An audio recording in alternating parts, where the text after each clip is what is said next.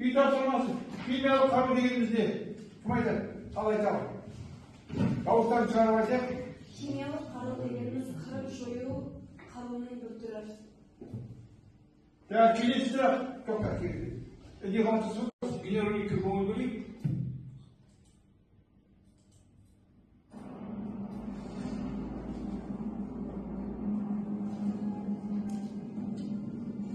Әлемдегі тұңғыш ядролық қаруды 1945 жылы Америка құрама штаттары сынақтан өткізді. Артынша ақшқа қарсы тұру үшін Кеңес одағында ядролық қару жасауға кірісіп кетті. Атомдық сынақтарға бөлген 18 миллион гектар жерге бұрынғы Семей облысы, Павлодар және Қарағанды өңірінің жерлері кірді. Келесі жаңа тақырыбымыз ядролық қару және оның сипаттамасы. Мақсатымыз ядролық қаруды қолданудың апаттық салдары туралы түсініктер, жою факторлары, жарылыс түрлері, зақымдаушы ошағын білу. Келесі оқушылар мына жерде суретте ядролық жарылыс түрлері, ядролық жарылыстың жоюшы факторлары, ядролық жарылыстың зақымдау ошағы, сосын жергілікті жердің радиобелсенді бөлінуі белгіленген. Жаңа сабақ бойынша тапсырма барабан айтса оқушылар, екі топ жарысамыз, келіп барабанды басамыз, содан сұрақ шығады, соған жауап береміз.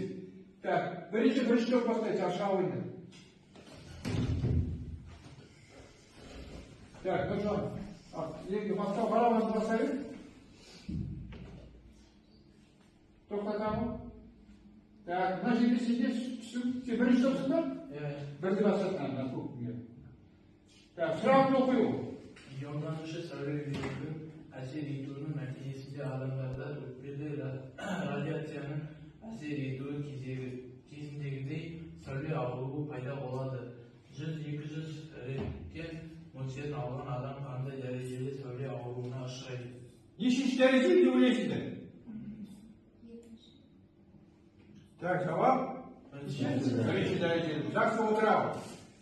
Бірінші топқа не береміз? Бір ұпай береміз. Келесіде бізде екінші топтан шығамыз.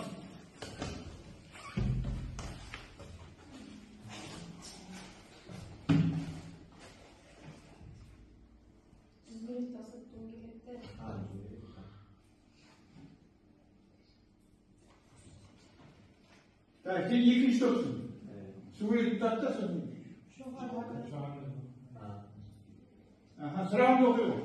Радиация деңгейінің қауіптілігі біртіндеп төмендейді. Мысалы, жер үстіндегі ядролық жарылыстан соң 7 сағаттан соң өлшегі мөлшер есе азаяды.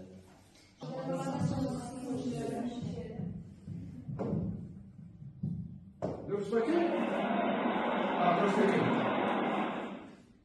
Әлі бара екінші сұрағым. Тұманда, жаңбырда, қар жауғанда әлсірейді дейді. Не деп ойлаймыз?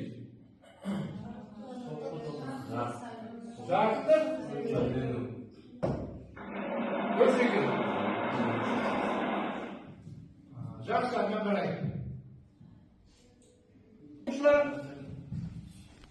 Ең алғаш атом бомбасы тасталған қала қай қала бірінші деп айта қойды? Хиросима. Дұрыс па екен?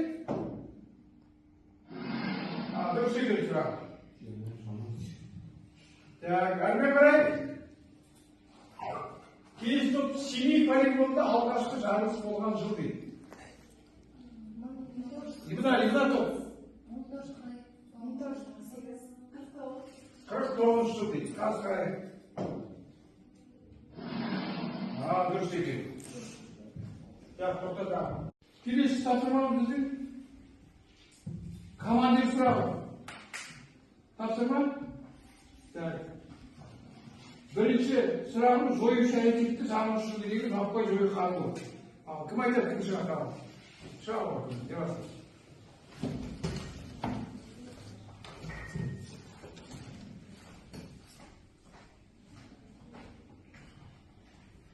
Жоюшы әрекеті жарылыс өлкедегі жаппай жою қаруы, ядролық қару. Дұрыс, рахмет. Дауыс болса барақты жөге. келесі келесі сұрағым ядролық қарудың негізгі жойғыш факторы.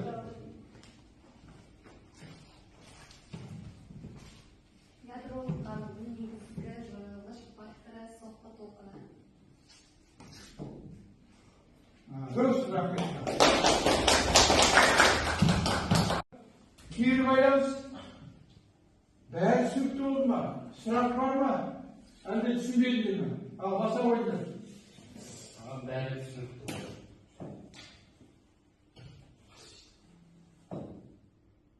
Ал жақсы отырамын.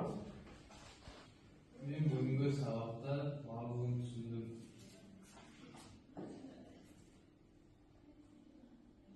Ал жақсы отырамын. Келесі бөлімде оқушылар бүгінгі сабақ бойынша 2 жұлдыз 1 тілек.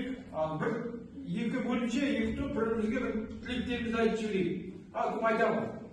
Маған екінші бөлімшенің жауаптары өте қатты ұнады, өз сөздерін қанағаттандыра білді. Ал жақсы, керемет, отырамыз. Мына топтан екінші бөлімшеден Арсен. Маған бірінші бөлімшедегі Ерасыл мен Нұржанның берген жауаптары өте ұнады. Ал жақсы, отырамыз. Бері қара. Оқушылар, осы күннің сабағымыз аяқталды. Қысқаша үй тапсырмасы. Міне, өтілген жаңа тәртіпті оқып келу.